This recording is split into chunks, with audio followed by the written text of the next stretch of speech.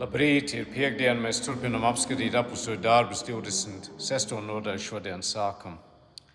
Pāvils aizstāvās Agripas priekšā. Agripa sacīja Pāvilam, tev ir ļauts par sevi runāt. Tad Pāvils pacēla roku un sevis aizstāvībā sacīja: Es uzskatu sevi par laimīgu, ķēniņa Agripa, ka tieši tavā priekšā man ir jāaizstāvās pret visu to, par ko jūdi mani apsūdz. Jo tev vislabāk ir pazīstams jūdu ieražas un svarīgākie jautājumi. Tādēļ es tevi lūdzu uzmanīgi mani uzklausīt. Tiešām manu dzīvi visi jūdi zina jau no manas jaunības, ka tā sākumā ritēja manā tautā Jeruzalemē. Labi pazīdam man no paša sākuma, kad es dzīvoju kā visstingrākā novirziena dievbijīgs farizējs. Ja vien viņi gribētu par mani liecināt. Tagad šeit stāvot, es tiek tiesāts par cerību, ko Dievs caur apsolījumu devis mūsu tēviem. Par cerību, ko mūsu 12 cilts cer sasniegt, nepārtraukt kalpojot Dievam dienām un naktīm. Par šo cerību ķēniņu jūdi mani apsūdz. Kas tad pēc jūsu atzinuma tur ir neticams, ja Dievs uzmodina mirušos? Man gan pašam šķita, ka man jādarbojas Jēzus Nacerieša vārdam pretī, cik vien iespējams.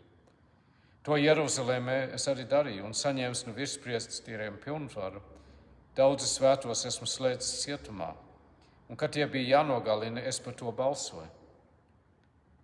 Pa visām sinagogām es bieži viņus sodīju, daudz un dažādi spiedu viņus zaimot, un pār mēru trakodams vajāju viņus pat svešās pilsētās.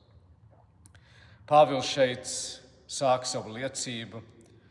Viņš apliecina, ka viņš ir bijis jūds dedzīgs ticībā, un kad viņš tagad tiek vajāts par cerību, ka viņš cer uz mirušo augšamcelšanos. Un viņš arī atgādina mums, cik dedzīgs viņš ir bijis, ka viņš teica par visām sinagogām, es bieži viņus sodīju, daudz un dažādi spiedu viņus zaimot, un pār mēru trakodams vajāja viņus pat svešās pilsētās. Pāvils neko nedarīja pusmērā, viņš bija ļoti dedzīgs toreiz, ka viņš vajāja kristiešus, un tagad viņš ir šo dedzību pārņēmis aizstāvot Jēzu Kristu. Rītdien mēs redzēsim, ka viņš atkal atgādinās un liecinās par to, kā viņš nāca pie ticības, ka Jēzus pats viņam parādījās, bet šeit viņš dod to pamatu, ka viņš ir iesācis kā jūds un kad viņš cer uz to, ko visa vecā derība jau norāda. Un te ir tā lieta, ka tie, kas noliedz Jēzu, nesaprot paši savus rakstus, jo vecā derība liecina par Jēzu un gatavoja mūs uz viņa nākšanu. Viņš ir gaidītais Mesijs, bet jūdi to noliedz un viņi vēl vien gaida. Viņi nepieņēma Jēzu, kad viņš atnāca. Lai Dievs dod, ka mēs vienmēr būtu dedzīgi savā ticībā un ka mēs saprotam rakstus pareizi. Dargais un mīļais debes Tēvs, pateicamies Tev par nakts mieru, par jaunu dienu. Mēs izlūdzamies Tavu žēlastību pār šo dienu. Mēs pateicamies, Kungs, ka Tu mūs tik ļoti mīli. Palīdz mums nebūt vienaldzīgiem, nebūt arī remdeniem, bet lai mēs iekarsētu par mūsu ticību, bet lai tas būtu pareizā veidā, ka mēs netrakotu, bet lai mēs mierīgi, Kungs, liecinātu par Tevi un pildītu ar dedzīgu sirdi to uzdevumu, ko Tu mums katram esi devis. Un katram mums tas ir savādāks, lai mēs saprotam, ka mums katram ir savu vietu. Viens ir roka, cits ir kāja, cits ir muti, cits ir deguns, cits ir auss un tā tālāk. Bet katrs mēs piederam Tavai miesai un katram ir savu vietu un funkciju. Un, Kungs, mēs to tikai īstenojam tad, kad mēs sevi Tev pakļaujam, un tā mēs no jauna to darām šodien. Un mēs lūdzam, lai Tu ņem mūs pie rokas, lai Tu mūs vadi. Svētī mūsu zemi, svētī mūsu vadītājus, palīdz viņiem būt godīgiem un taisniem.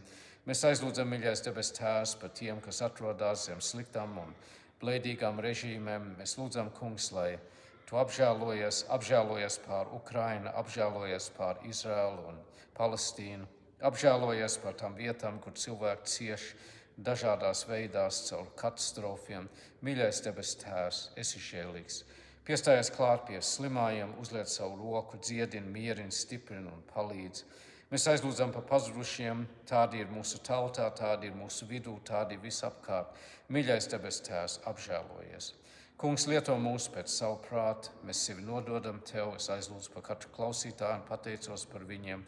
Svētī, sārgi un stiprini, izlej savu garu pār mums visiem un uzklaus, ka mēs kopā lūdzam mūsu Tēvs debesīs. Svētīts, lai top Tavs vārds, lai nāk Tava valstība, Tavs prāts, lai notiek kā debesīs, tā arī virs zemes. Mūsu dienišķo maizi dod mums šodien. Piedod mums mūsu parādus, kā arī mēs piedodam saviem parādniekiem. Neieved mūsu kārdināšanā, bet atpestī mūs no ļauna, jo Tev pieder valstība, spēks un gods mūžīgi mūžos. Āmen. Tā, mīļie draugi, lai svētīgi jums šī diena, Dievs ir jums, līdz atkal tiksimies. Ar Dievu palīdzību, es ceru, ka tas būs atkal rītdien.